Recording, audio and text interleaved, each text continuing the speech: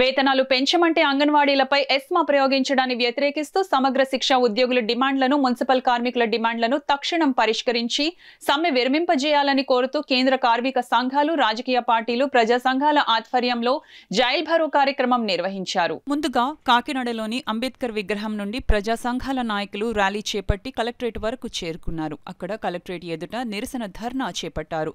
అనంతరం ప్రజా సంఘాల నాయకులు కలెక్టరేట్లోకి వెళ్లేందుకు ప్రయత్నించగా పోలీసులు అడ్డుకున్నారు.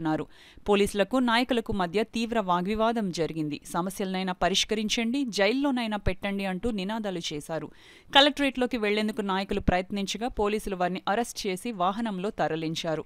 ఈ సందర్భంగా ప్రజా సంఘాల నాయకులు మోర్తా రాజశేఖర్, జె వెంకటేశ్వర్లు, దువ్వా శేషబాబ్జీ, గదుల సాయిబాబు, నరాల శివలు మాట్లాడుతూ రాష్ట్రంలో 2 లక్షల మంది కార్మికులు, ఉద్యోగులు నిరవధిక సమ్మెలు చేస్తుంటే రాష్ట్ర ముఖ్యమంత్రి జగన్మోహన్ రెడ్డి ఆడుదాం ఆంధ్ర అంటూ ఆటలాడుకుంటూ పట్టనట్లు వ్యవహరించడం చూసి జగన్ సామర్థ్యంపై ప్రజలు ప్రశ్నిస్తున్నారన్నారు. పోరాడుతున్న కార్మికులకు, ఉద్యోగులకు అండగా కాకినాడ అఖిలపక్షం వెన్నంటి నిలుస్తుందని, డిమాండ్లు పరిష్కరించేంత వరకు పోరాడతామని వారు చెప్పారు. ఈ కార్యక్రమంలో నాయకులు చెక్కల రాజ్కుమార్, మలక రమణ, నర్ల ఈశ్వరి, చంద్రమళ్ళ పద్మ, చెక్క రమణి, కెఎస్ శ్రీనివాస్, పలివెల వీరబాబు, రొంగలి ఈశ్వరరావు, మేడిశెట్టి వెంకటరమణ, క్రాంతి, మల్లాడి భైరవస్వామి, నరసింహారావు, గంగా సూరిబాబు, ప్రభాకర్ రెడ్డి, తిరుమలశెట్టి నాగేశ్వరరావు తదితరులు పాల్గొన్నారు. వర్గాల సమ్మె కొనసాగుతున్నది, సర్వశిక్షా అభియాన్ సమ్మె కొనసాగుతున్నది. ఇందులో ఏ ఒక్క సమ్మెను పరిష్కరించడానికి ఈ ప్రభుత్వం సిద్ధంగా లేదు. మంత్రులు, ఎమ్మెల్యేలు, సలహాదారులు ఒక్కొక్కరు 3 లక్షలు 4 లక్షల రూపాయలు చొప్పున వేతనాలు తీసుకుంటున్నారు. వర్కర్లేమో జీతాలు పెంచమంటే నిర్బంధం ప్రయోగిస్తున్నారు. దానికి నిరసనగా మేము అఖిలపక్షం తరపున కార్మిక సంఘాలు, రైతు సంఘాలు, వ్యవసాయ కార్మిక సంఘాలు, కౌలు రైతు సంఘాలు, మహిళా సంఘాలు, విద్యార్థి సంఘాలు అందరం కలిపి ఆ నిర్బంధం ఏదో మా మీద ప్రయోగించు, ఛాలెంజ్ చేస్తున్నాం, అరెస్ట్ చేసుకో అని చెప్పడం కోసమే కలెక్టరేట్ ముట్టడించాం. పోలీసు వచ్చి అరెస్ట్ చేసుకుంటారు, కేసులు పెట్టుకుంటారు, ఏం చేసుకుంటారో చేసుకోమనండి. ఆ కార్మిక సమ్మెలకి మద్దతుగా ప్యారలల్ గా మా ఉద్యమం కూడా కొనసాగుతుందని చెప్పి మీకు తెలియజేస్తున్నాం. నోటిఫికేషన్ వస్తే పరిస్థితి ఏంటని చెప్పేసి ప్రశ్నిస్తా ఉన్నాం.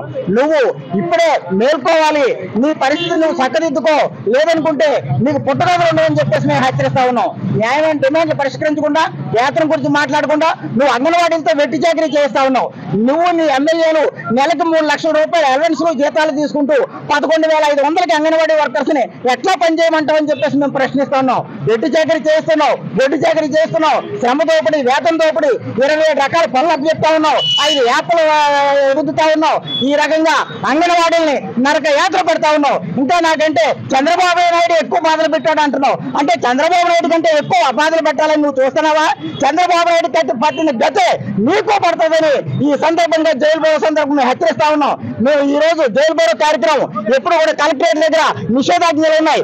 ఈ రోజు అరెస్టు చేయకుండా మమ్మల్ని ధర్నాకు పర్మిషన్ ఇచ్చారు. పోలీసు వారికి ప్రత్యేక ధన్యవాదాలు. ఈ జగన్మోహన్ రెడ్డి వచ్చిన తర్వాత ఎస్మా చట్టాన్ని ఉపయోగించి చిన్న స్థాయి, కింద స్థాయి ఉన్న వర్కర్ల మీద ఎస్మా చట్టం అంటే ఎంత దౌర్భాగ్యం ఆలోచించాలి. వాళ్ళ పరిస్థితి ఎలాంటిదంటే ఈ రోజు ఇంట్లో ఉదయం లేచి కారేజీ వండుకొని భోజనం ఇంట్లో పిల్లలకి అందరికి పెట్టుకొని మిగిలిన భోజనాన్ని తీసుకొచ్చి టెంట్లో నిరాదీక్ష దగ్గర కూర్చొని అక్కడ భోజనం చేస్తున్నారు. అంత కింద స్థాయిలో వాళ్ళు అటువంటి కార్యక్రమాలు చేస్తూ వీళ్ళని ఇబ్బంది పెట్టడం అన్నది ఎంత దౌర్భాగ్యం. అంటే ఇతనికి మంచి చెడ్డ ఏమి, నీతి నిజాయితీ ఏమీ లేదు కాబట్టి ఇతని వైఖరి ఇటువంటి పరిస్థితిలో ఉంది.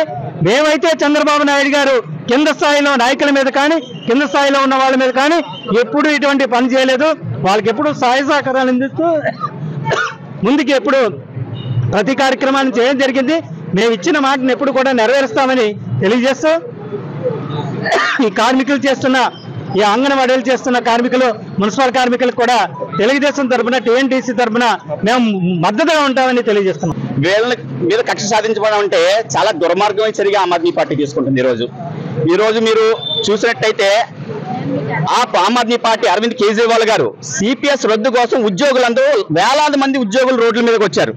ఆ ఉద్యోగుల యొక్క ఆకలి బాధ చూసి సిపిఎస్ ని ఆయన రద్దు చేశాడు తప్ప ఆయన ఎటువంటి చట్టాలు, అక్కడ బెస్మాలు ఇలాంటివి ఎటువంటివి కూడా ప్రయోగించలేదు. కనీసం అంగన్వాడీలు ఏమడుగుతున్నారండి, ఏమడుగుతున్నారు? ఆశా వర్కర్లు కానీ, అంగన్వాడీ మున్సిపల్ వర్కర్స్ కానీ ఏమడుగుతున్నారు? సమాన పనికి సమాన వేతనం ఇప్పించమంటున్నారు. జగన్మోహన్ రెడ్డి గారు మీకు డైరెక్ట్ గా ఒకటి అడుగుతున్నాను, మీరు పదవి ఎక్కినప్పుడు కోడిగుడ్డు రేట్ ఎంత ఉంది? ఈ రోజు కోడిగుడ్డు రేటు ఉంది. కనీసం వీళ్ళ విలువ కోడిగుడ్డు రేటు కూడా చేయదా? మీరు ఎక్కుతున్నాం పాటు 3-3.5 ఉండేది ఈ రోజు 7 రూపాయలు కోడిగుడ్డ పెరిగితే ఈ అధిక ధరకి తట్టుకోలేక వీళ్ళు అడిగిన ఆకలి బాధలకు తట్టుకోలేక జీతాలు పెంచమంటే వీళ్ళ మీద అనేక రకాలైన చట్టాలు ప్రయోగించి ఎస్మా లాంటి చట్టాలన్నీ ప్రయోగించి ఉద్యోగాలు ఓడగొట్టే చర్యగా చేయడం అనేది ఆమ్ ఆద్మీ పార్టీ అఖిల పక్షాలతో కలిపి పూర్తిగా ఖండిస్తుంది. ఎస్మా పరిధిలో లేని అంగన్వాడీని ఎస్మాలో తీసుకొచ్చినటువంటి నువ్వు కనీసం ఎస్మా పరిధిలోకి వచ్చేటువంటి ఉద్యోగులకి ఏ రకమైనటువంటి జీతభత్యాలు ఇవ్వాలో నీకు తెలియనటువంటి పరిస్థితి అని చెప్పి ఈరోజు ప్రశ్నిస్తా ఉన్నాం. 100 మందిని ఈరోజు నువ్వు సలహాదారులుగా పెట్టుకుని కొన్ని కోట్ల రూపాయలని ఈరోజు సలహాదారులకు జీతాలకి పెంచేస్తున్నటువంటి నువ్వు కనీసం ఈరోజు ఈ రాష్ట్ర ప్రభుత్వం యొక్క సేవలను ప్రజల్లో తీసుకెళ్తున్నటువంటి ఉద్యోగులు సిబ్బందికి కనీసం వేతనాలు పెంచేటువంటి పరిస్థితి లేకుండా పోయింది. అందుకని చెప్పి సజ్జలో ప్రకటిస్తూ ఉన్నారు ఏమనంటే 3 నెలల తర్వాత మేము చేస్తామని. ఈ ప్రభుత్వం 3 నెలల తర్వాత వచ్చేది ఏ ప్రభుత్వం తర్వాత సంగతి. ఈ ప్రభుత్వంలో నువ్వు ఉన్నావు కాబట్టి ఏం చేస్తావు నువ్వు ఈరోజు సమాధానం చెప్పాల్సినటువంటి అవసరం ఉంది. రాజకీయ నాయకులు మార్చుకున్నట్టు ఉద్యోగులు మారుస్తానంటే కుదరదు. ఈ రాష్ట్రంలో ఉన్నటువంటి రాష్ట్ర ప్రజానీకం కానీ పార్టీలు కానీ సిపిఎం పార్టీ కానీ చూస్తూ ఊరుకోదని చెప్పి చేస్తున్నటువంటి సమ్మెలకు మద్దతుగా 10-11 తేదీల్లో రాష్ట్ర వ్యాప్తంగా అఖిలపక్ష పార్టీల సమావేశాలు జరిపి ఈ ఉద్యమానికి మరింత మద్దతును కూడగడతామని చెప్పి హెచ్చరిక చేస్తా ఉన్నాం.